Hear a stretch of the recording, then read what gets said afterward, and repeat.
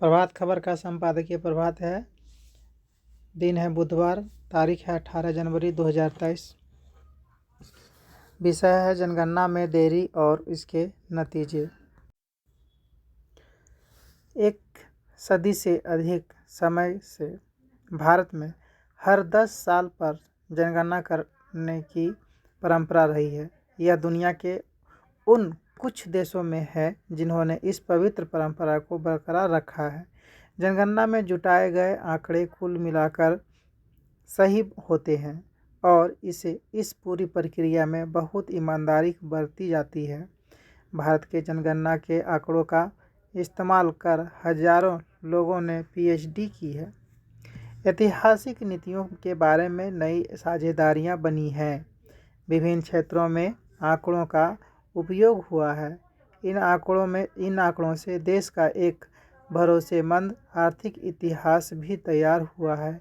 एक दशक में होने वाली जनगणना से आबादी, परिवार इकाई आदि की वृद्धि का ही पता नहीं चलता है, बल्कि आयु वर्ग, साक्षरता, प्रजनन और आप्रवासन के बारे में भी विस्तृत आंकड़े प्राप्त होते हैं। जनगणना रोजगार और आमदनी जैसी आर्थिक स्थिति के संकेतकों पर भी प्रकाश डाल सकता है। हालांकि आमदनी के बारे में जानकारी जुटाना राष्ट्रीय सांख्यिकी कार्यालय की साझेदारी है। जनगणना करना भारत के महापंजीयक का दायित्व है, जो गृह मंत्रालय के अधीन है, जबकि नेशनल सैंपल सर्वे ऑर्गेनाइजेशन सांख्यिकी एवं कार्यक्रम कार्यान्वयन मंत्रालय के तहत आता है। वर्ष 2021 की जनगणना 2 चरणों में होनी थी। पहले चरण में घरों और आवासों की गिनती तथा दूसरे चरण में आबादी की गिनती। सरकार ने मार्च 2019 में राजपत्र के जरिए इस जनगणना को कराने का अपना इरादा जाहिर कर दिया था। जनगणना शुरू करने से पहले अधिकार क्षेत्र की सीमा, जैसे शहर, कस्बा, गांव, जिला आदि का यथास्थिति में रोक दिया जाता था। पहला चरण 2020 में अप्रैल से सितंबर के बीच और दूसरा चरण उसके बाद संपन्न होना था। वर्ष 2021 के मध्य तक प्रारंभिक आंकड़े प्रकाशित होने के लिए तैयार हो जाते। महामारी ने इस समय सारणी को बेमतलब कर दिया। सीमाओं के स्थगन की प्रक्रिया को पहले 2020 के अंत तक और फिर 2021 के अंत तक बढ़ा दिया गया। तब से 3 बार ऐसा हो चुका है और महापंजीयक द्वारा जारी हालिया सूचना में इसे जून 2023 तक बढ़ा दिया गया है। क्योंकि ठीक से जनगणना करने में 10 से 12 महीने लगते हैं, तो यह प्रक्रिया अप्रैल या मई 2024 में होने वाले चुनाव से टकरा सकती है। इस प्रकार 2021 की जनगणना में महामारी और टीकाकरण की बहाने 4 साल की देरी हो चुकी है। अपूर्ण तरीके को अपनाए बिना जुलाई 2023 व मार्च 2024 के बीच जनगणना मुश्किल है, लेकिन ऐसा होने की संभावना नहीं है। इसके बड़े परिणाम हैं। पहला, राष्ट्रीय खाद्य सुरक्षा कानून के प्रावधान के अनुसार इसके तहत 75% ग्रामीण और 50% शहरी परिवारों को खाद्य सुरक्षा मिलनी चाहिए। 1 जनवरी से सरकार ने इस कानून के तहत 81 करोड़ लोगों को दिए जाने वाले राशन को मुफ्त कर दिया है, लेकिन यह संख्या 2021 की जनगणना पर आधारित है। वर्ष 2022 तक के आकलनों का संकेत है कि इस संख्या में कम से कम 10 करोड़ लोग और जोड़े जाने चाहिए। ऐसे में बड़ी संख्या में परिवारों, विशेषकर बच्चों की खाद्य सुरक्षा और पोषण पर गंभीर असर पड़ सकता है। दूसरा नतीजा यह है कि विभिन्न सरकारी योजनाओं जैसे बुजुर्गों के लिए सामाजिक सहायता कार्यक्रम के लक्ष्य में बड़ी कमी आ सकती है, क्योंकि जनगणना के सही आकलन उपलब्ध नहीं हैं। इन कार्यक्रमों के लिए आवंटन निर्धारण के लिए लाभार्थियों का सही आकलन जरूरी है। तीसरा, भारत को प्रवासियों के सटीक सूचना की बड़ी आवश्यकता है। जनगणना में प्रवासी उस व्यक्ति को कहा जाता है जो अपने जन्म स्थान की जगह कहीं अन्यत्र काम करता है।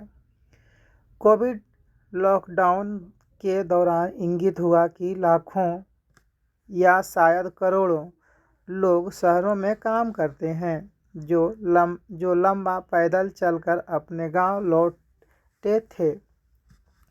सही और ताज़ा जनगणना से ही इस स्थिति पर प्रकाश पड़ सकता है। चौथा परिणाम सरकारी योजनाओं और कार्यक्रमों की समीक्षा से जुड़ा है। प्रधानमंत्री आवास योजना की क्या स्थिति है?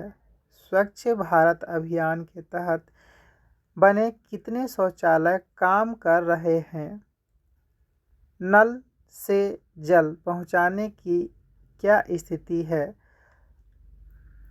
ऐसे हजारों सवालों के जवाब दिए जा सकते हैं जब हम जनगणना के आंकड़ों का विश्लेषण करेंगे। जनगणना सरकारी ऑडिट या सामाजिक ऑडिट का विकल्प नहीं है, लेकिन इसके आंकड़े सटीक होते हैं और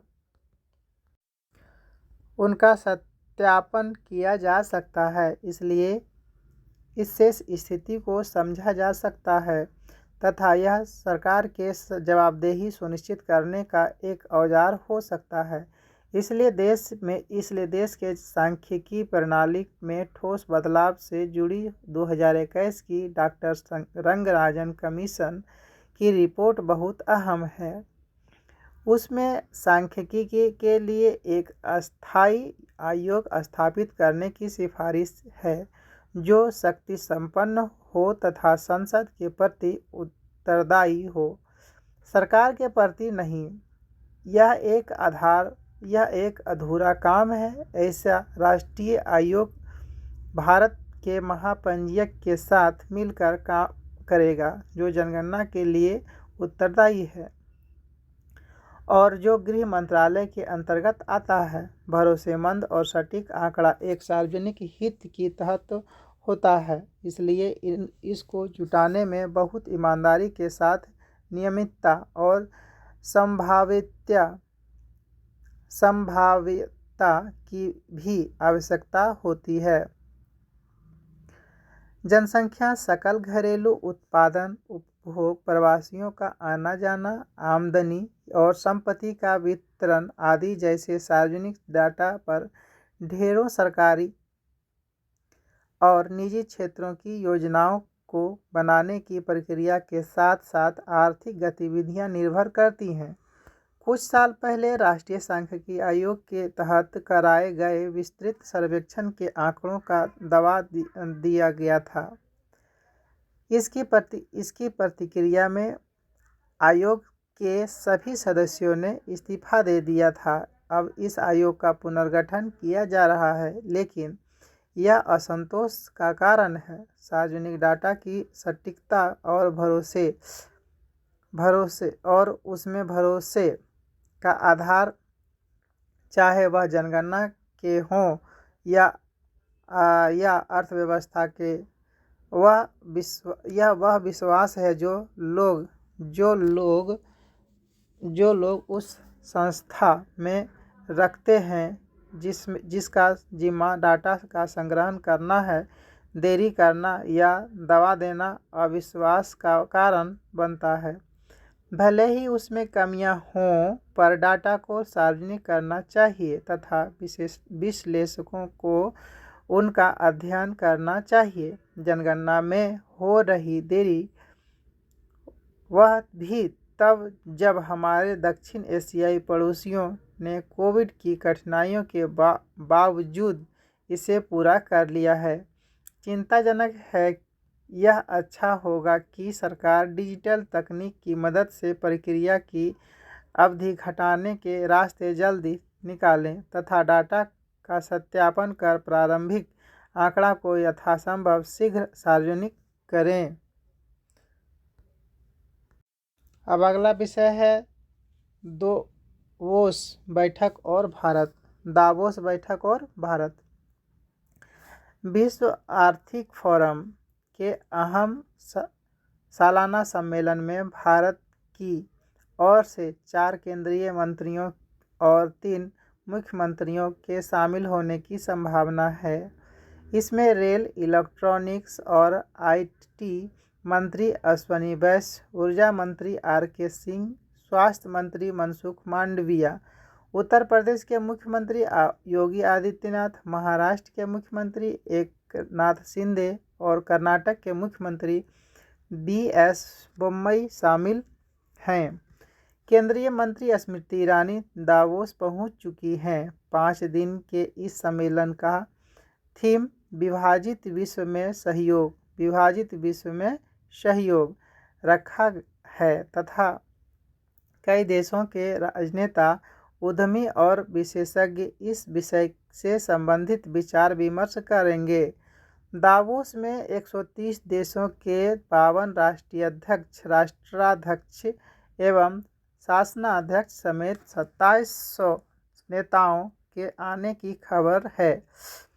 उल्लेखनीय है कि भारत की अध्यक्षता में G20 समूह का थीम वसुधैव कुटुंबकम, एक पृथ्वी, एक परिवार, एक भविष्य रखा गया है। स्मृति ईरानी ने कहा है कि वे सम्मेलन में सरकारी प्रतिनिधियों, उद्यमियों, उद्योगपतियों तथा सिविल सोसाइटी के लोगों से मिलेंगी। इस सम्मेलन में भारत अपनी आर्थिक प्रगति, आत्मनिर्भर भारत अभियान, कोरोना महामारी को नियंत्रित करने में मिली सफलता तथा विश्व के सबसे बड़े टीकाकरण अभियान को सुचारू रूप से चलाने से संबंधित अनुभवों और संभावनाओं को दुनिया के सामने पेश करेगा। इस वर्ष भारत G20 का अध्यक्ष है और इसी साल शंघाई सहयोग संगठन के शिखर सम्मेलन की भी मेजबानी करेगा। वैश्विक मंच पर भारत के बढ़ते कदम को देखते हुए एक सम्मेलन एक अहम मौका है। मुख्यमंत्रियों के अलावा उनके राज्यों के मंत्री भी अपने राज्य के विकास और निवेश की संभावनाओं की जानकारी देंगे। पर्यावरण से जुड़ी चिंताओं के अलावा रूस यूक्रेन युद्ध और खाद्य व ऊर्जा का बढ़ता संकट तथा वैश्विक मंदी की आशंका इस सम्मेलन के प्रमुख विषय होंगे। स्वाभाविक है कि अंतर्राष्ट्रीय समुदाय इन विषयों पर भारत से प्रभावित हस्तक्षेप की आशा करते हैं। भारत ने भी अपनी सकारात्मक और स्पष्ट राय रखी है। प्रधानमंत्री नरेंद्र मोदी से रूस और यूक्रेन के राष्ट्रपतियों ने अनेक बार संपर्क किया है। विश्व के अन्य नेता भी मानते हैं कि रूस यूक्रेन युद्ध को रोकने में प्रधानमंत्री मोदी निर्णायक भूमिका निभा सकते हैं। भारत ने भी संकेत दिया है कि वह ऐसी भूमिका के लिए तैयार है, बशर्ते कोई ठोस प्रस्ताव सामने रखा जाए। विभाजित विश्व में अगर सहयोग बढ़ाने के लिए दावोस या कोई मंच आकांक्षी है तो उसके समक्ष भारत से बेहतर आदर्श और उदाहरण नहीं हो सकता है। अब है अगला टॉपिक। अगला विषय है इलेक्ट्रॉनिक वाहनों के लिए बुनियादी ढांचे की जरूरत। इलेक्ट्रॉनिक वाहनों यानी ईवी को चार्ज करने के लिए कंपनियों द्वारा लगाए गए सार्वजनिक चार्जिंग स्टेशनों का देश भर में 5 से 25% तक ही इस्तेमाल हो रहा है। इसका अर्थ हुआ कि देश में अभी तक इलेक्ट्रॉनिक वाहनों को व्यापक तौर पर नहीं अपनाया गया है। इसका एक और कारण इलेक्ट्रॉनिक गाड़ियों की कीमत पेट्रोल या डीजल गाड़ियों की तुलना में ज़्यादा होना है। भले ही सरकार इन पर अलग अलग तरह की शिकायतें दे रही है, फिर भी पेट्रोल डीजल की गाड़ियों के मुकाबले ई वाहनों की कीमत अधिक ही है। ब्यूरो ऑफ एनर्जी एफिशिएंसी के मुताबिक दो पहिया इलेक्ट्रॉनिक गाड़ियों की रेंज 44 किलोमीटर प्रति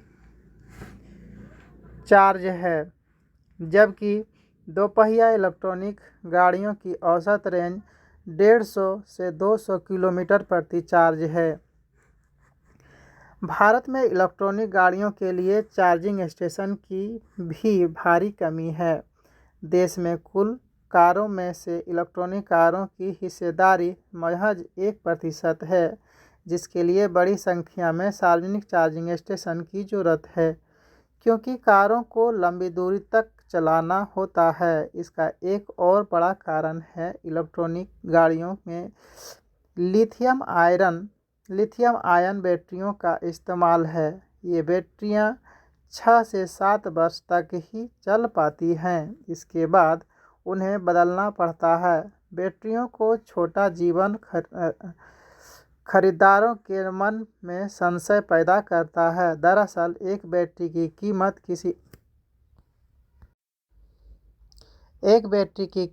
किसी इलेक्ट्रॉनिक गाड़ी के 3/4 रकम के बराबर होती है। हालांकि सरकार ने पिछले साल प्रोडक्शन लिंक्ड इंसेंटिव यानी PLI योजना को मंजूरी दे दी थी। यह योजना देश के एडवांस्ड केमिस्ट्री सेल यानी ACC के निर्माण के लिए लगाई गई है, ताकि बैटरी की कीमतों को कम किया जा सके। Business consulting firm Ben and company के अनुसार देश में अभी करीब 5000 सार्वजनिक और निजी चार्जिंग स्टेशन हैं, लेकिन इलेक्ट्रॉनिक वाहनों की संख्या काफ़ी कम होने की वजह से चार्जिंग स्टेशनों के लिए कारगर आर्थिक मॉडल अभी सामने नहीं आ पाया है। कई बार सुझाव दिया जाता है कि पेट्रोल पंप पर ही इलेक्ट्रॉनिक गाड़ियों को चार्ज करने की सुविधा दी जानी चाहिए, पर इसमें बड़ी चुनौती इलेक्ट्रॉनिक गाड़ियों को चार्ज करने में 1 से 5 मिनट का लगने वाला समय है।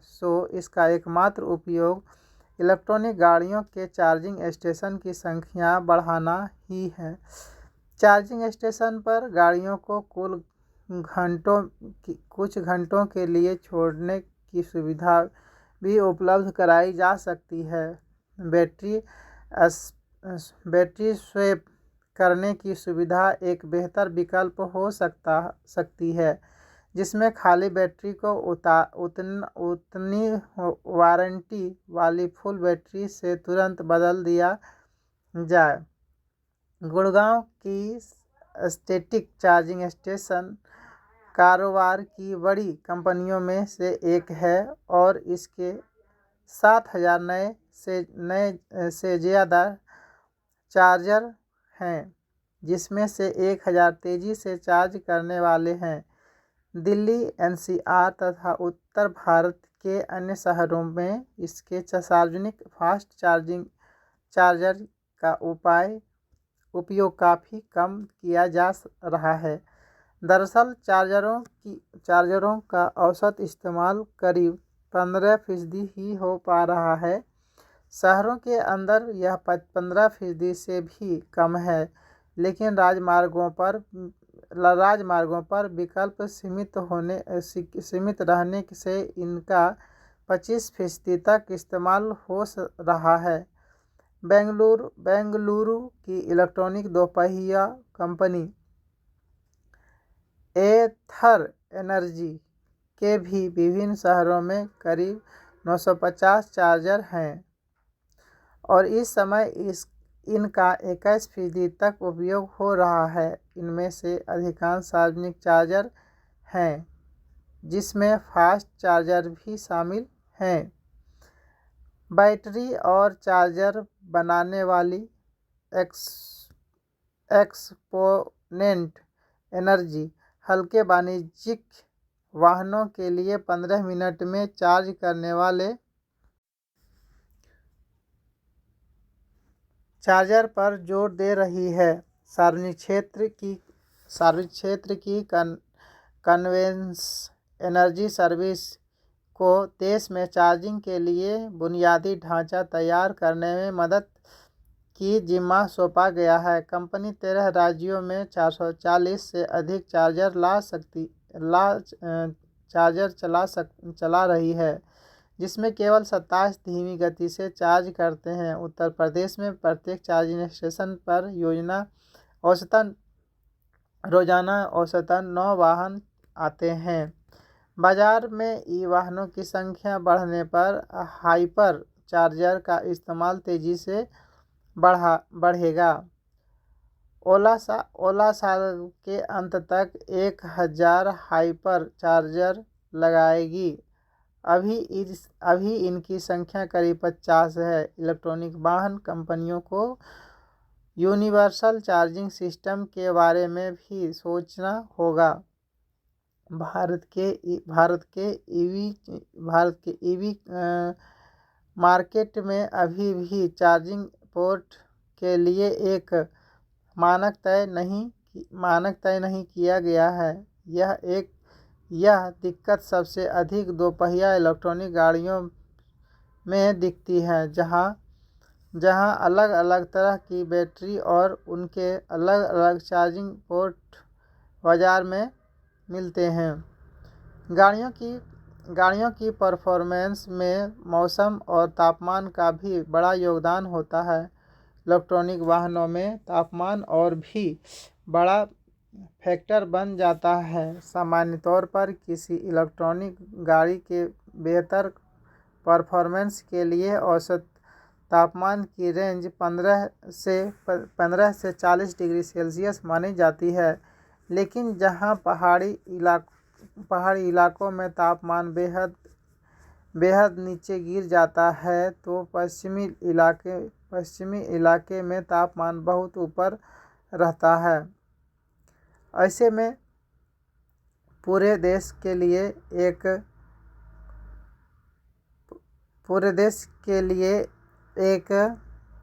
तरह की इलेक्ट्रॉनिक गाड़ियों से काम नहीं चल सकता। इन सभी कमियों को दूर कर हम इलेक्ट्रॉनिक वाहन की दिशा में तेज गति से आगे बढ़ सकते हैं। बढ़ते प्रदूषण और तेल की बढ़ती कीमतों को देखते हुए कहा जा सकता है कि आने वाला समय इलेक्ट्रॉनिक गाड़ियों का ही है। अब अगला टॉपिक है देश दुनिया से अक्षय ऊर्जा है भविष्य की जरूरी। दक्षिण अफ्रीका में 80% बिजली का उत्पादन कोयला आधारित है। इससे प्रत्यक्ष रूप से 2 लाख से अधिक लोगों को रोजगार प्राप्त होता है। लेकिन यहाँ की वर्तमान सरकार अमेरिका और यूरोप संघ की मदद से अक्षय ऊर्जा से बिजली का उत्पादन करने जा रही है। अमेरिका 8.5 अरब डॉलर के अंतर्राष्ट्रीय सहायता कोष से 1 अरब डॉलर की सहायता दक्षिण अफ्रीका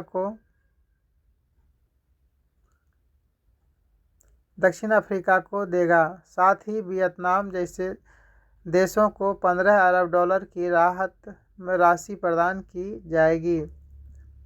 यह सहायता राशि भारत और सेनेगल जैसे देशों को भी प्राप्त होगी। पहले कुछ समय से दक्षिण अफ्रीका घोर बिजली संकट का सामना कर रहा है। बड़े शहरों में ब्लैक आउट होना आम बात हो गई है। इससे अर्थव्यवस्था को भारी क्षति पहुंची है। उधर दक्षिण अफ्रीका सूखा और बाढ़ का सामना कर रहा है। कई अन्य देश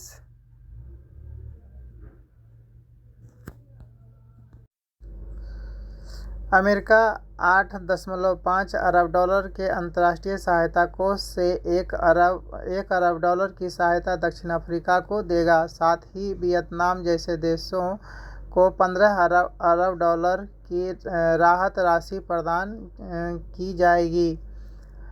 यह सहायता राशि भारत और सेनेगल जैसे देशों को भी प्राप्त होगी। पिछले कुछ समय से दक्षिण अफ्रीका घोर बिजली संकट का सामना कर रहा है।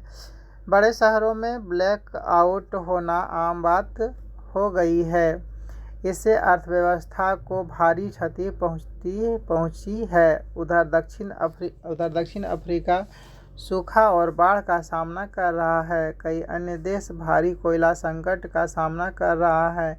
ऐसे में अक्षय ऊर्जा भविष्य की जरूरत बन चुका है। आने वाले कुछ वर्षों में हमें पूरी तरह से कोयला आधारित बिजली उत्पादन से अक्षय ऊर्जा आधारित क्षेत्रों का रुख करना होगा। अगर समय पर सही कदम नहीं उठाए गए तो 2050 तक 3.9 गीगाटन कार्बन उत्सर्जन की संभावना है। लेकिन तब तक अगर अक्षय ऊर्जा के स्रोत अपना लिए जाते हैं तो उत्सर्जन की मात्रा आधी रह जाएगी।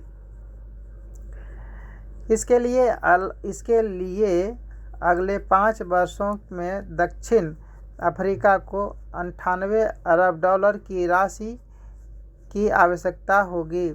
उसे नए ट्रांसमिशन लाइन बिछाने पड़ेंगे। एक अध्ययन के अनुसार ट्रांसमिशन लाइन से सौर ऊर्जा के उत्पादन में 51% तक की वृद्धि होती है। यहाँ ध्यान देने की बात यह है कि केवल 4% राशि सहायता के रूप में दी जाएगी, जबकि 96% राशि ऋण के रूप में, जो इस देश की अर्थव्यवस्था पर एक बोझ होगा। अब अगला टॉपिक है हादसे की उड़ान। ये है आपके पत्र से। नेपाल में रविवार की सुबह अपने गंतव्य पर उतरने से पूर्व ही एक विमान हादसे का शिकार हो गया, जिसमें सभी 72 यात्रियों की मौत हो गई। नेपाल में विगत 30 वर्षों में 28 विमान हादसे कई सालों को जन्म देते हैं। इन हादसों के लिए मौसम की खराबी, पर्वतीय क्षेत्र, मानवीय भूल, विमान में गड़बड़ी एवं पायलट की अकुशलता शामिल है। दुनिया के 12 ऊंचे पर्वत श्रृंखला में माउंट एवरेस्ट सहित 8 नेपाल में है। पर्वतीय क्षेत्रों में मौसम का पूर्वानुमान लगाना बेहद कठिन कार्य है। अब अगला विषय है संविधान संशोधन। संविधान संशोधन देश में हमेशा से विवाद का विषय रहा है। इसे लेकर विधायिका और न्यायपालिका में हमेशा से तानातानी देखी गई है। वर्तमान बहस का मुद्दा है कि क्या न्यायपालिका संविधान के आधारिक लक्षणों का संशोधन कर सकती है। संविधान जड़ नहीं हो सकता। संविधान निर्माताओं ने तत्कालीन परिस्थितियों को देखते हुए संविधान बनाया था। समय और परिस्थिति के अनुसार बदलाव जरूरी है। जवाहरलाल नेहरू ने भी कहा था कि संविधान इतना कठोर नहीं होना चाहिए कि वह बदलती परिस्थितियों के अनुकूलित न की जा सके। अब अगला विषय है कुछ अलग। महकता जाड़ा।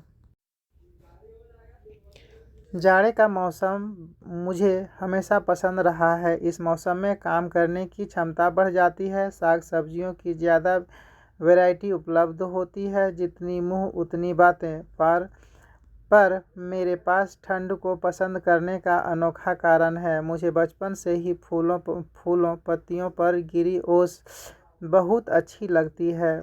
इस दृश्य को देखने और महसूस करने का सबसे अच्छा मौसम है जाड़ा। बचपन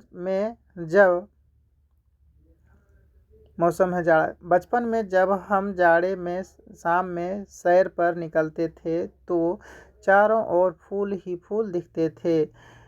हिंदी फिल्म के गीतकारों ने प्रकृति के इस अनोखे रूप को अपने अपने तरीके से महसूस किया है।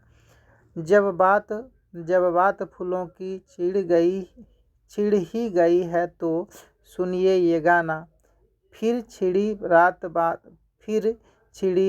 बात फूलों की, रात है या बारात फूलों की। बाजार का है। फूल जितने कोमल होते हैं उतनी ही कोमल होती हैं हमारी भावनाएं। ऐसी देखिए एक भाई अपनी बहन के लिए क्या गा रही है। फूलों का तारों का सबका कहना है, एक हजारों में मेरी बहना है।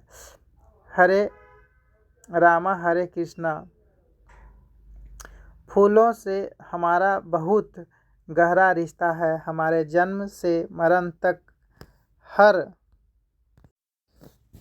हर खुशी हर गम में फूल हमारा साथ देते हैं। फूलों की बात हो तो गुलाब का जिक्र होना लाजमी है। गानों में सबसे ज़्यादा इसी फूल का जिक्र हुआ है। प्यार की कोमल भावनाओं को व्यक्त करता हुआ ये गाना सुनिए। फूल गुलाब का लाखों में हजारों में एक चेहरा जनाब का, बीबी हो तो ऐसी। बचपन के बाद जब हम युवावस्था में कदम रखते हैं तो हमारे जेहन में कुछ सपने होते हैं, कुछ उम्मीदें होती हैं। इन्हीं में एक सपना अपने घर का भी होता है। और घर जब फूलों के शहर में हो तो क्या कहना। देखो मैंने देखा है ये एक सपना है। फूलों के शहर में है घर अपना। लव स्टोरी का। पर अगर आपको सपने में फूल ही फूल दिखे तो ऐसे ख्वाब को क्या करेंगे। चलिए गाना ही बता देता हूँ। देखा एक ख्वाब तो ये सिलसिले हुए, देखा एक ख्वाब तो ये सिलसिले हुए, दूर तक निगाह में है गुल खिले हुए। सिलसिला। जिंदगी में हर चीज़ की तरह रिश्तों की भी अपनी अहमियत होती है। फूल को बढ़ने के लिए खाद पानी की ज़रूरत होती है तो रिश्तों को संबंधों की गर्मी और अपनेपन के एहसास की। तो जाड़े के इस मौसम में इसी गर्मी का एहसास करने के लिए कुछ फूलों के पौधे लगाइए, नए रिश्ते बनाइए, पुराने रिश्तों पर जमी गर्द झाड़िए, क्योंकि रिश्ते भी फूलों की तरह नाजुक होते हैं। आइए महसूस करते हैं अपने आसपास बिखरी फूलों की खुशबू, रिश्तों में बसी अपनेपन की महक और जाड़े के मौसम में इठलाते फूलों की सरगोशियों को, जो हमारी राह तक रही हैं। जाड़े का स्वागत अगर महकते हुए और महकाते हुए किए जाए तो इससे अच्छा भला क्या हो सकता है। अगला विषय है कर्म करते रहें। तुलसीदास हो या सूरदास अथवा वाल्मीकि, वे कर्म से सदैव जुड़े रहे। भीष्म पितामह बहुत बड़ी आयु प्राप्त करके भी युद्ध भूमि में अविचल खड़े रहे, हर दिन हर पल संघर्षरत रहे। श्री कृष्ण तो बड़े अनोखे रहे। जन्म के पहले से ही उनके दुश्मन थे। जन्म लेते ही उनके संघर्ष शुरू हो गए। कई छोटे मोटे संघर्ष नहीं कोई छोटे मोटे संघर्ष नहीं, अत्यंत विमत्स, जटिल और डरावने, ऐसी ऐसी चुनौतियाँ जिससे निपटना सामान्य मानव के लिए संभव नहीं। श्री कृष्ण आयु का बड़ा भाग सामने रखते हैं और संसार के सामने विविध लीलाएं करते हैं। उन्होंने सदा ही संदेश दिया कि हमेशा कर्म से जुड़े रहो। जितने भी महापुरुष हुए उन्होंने भी यह नहीं माना है कि हम बूढ़े हो गए। बड़ी आयु होने के बाद भी टॉलस्टॉय का ज्ञान विकसित होता गया। उनका मन सेवा की तरफ लगातार बढ़ता गया। कवि टेनियस ने बूढ़े होने के बाद भी कभी अपने आप को वृद्ध महसूस नहीं किया। जिस समय टेनियस 80 वर्ष की आयु में पहुँचे, जब व्यक्ति का मस्तिष्क और क्षमताएं हिलने लगती हैं, तब उन्होंने अपनी एक बात प्रसिद्ध पुस्तक क्रॉसिंग द वार का लेखन पूरा किया। H.G. वेल्स की टांग टूट गई और वह बिस्तर पर पड़े हुए थे। तब उन्होंने पढ़ना शुरू किया और अपार ज्ञान प्राप्त किया तथा लोगों में उसे बांटा। उसके कई वर्ष बाद तक उन्होंने कभी हार नहीं मानी। जब आप मन में मान लेते हैं कि हम बूढ़े हो गए, तब समझ लेना कि बुढ़ापा आ धमका है। जब तक आप अपने काम स्वयं करते रहेंगे, दूसरे की तरफ आशा भरी निगाहें से नहीं देखेंगे, जब तक आप परम सुखापेक्षा नहीं होंगे, तब तक आपको किसी की सहायता की आवश्यकता नहीं। जब तक आपकी हिम्मत आपका साथ दे रही है, आपकी उम्र कितनी भी हो गई हो, यह मान लेना कि बुढ़ापा मुझसे अभी बहुत दूर है। हर समय किसी न किसी के सहारे की चाहना होने लगे तो समझ लेना कि अब बुढ़ापा शुरू हो गया है। इसलिए आप जीवन के अंतिम समय तक हिम्मत को अपने अंग संग रखें। मनोबल आपका सबसे बड़ा हथियार है। उससे आप हर लड़ाई जीत सकते हैं। इसी के साथ जो है 18 जनवरी 2023 का प्रभात खबर का संपादकीय प्रभात समाप्त होता है।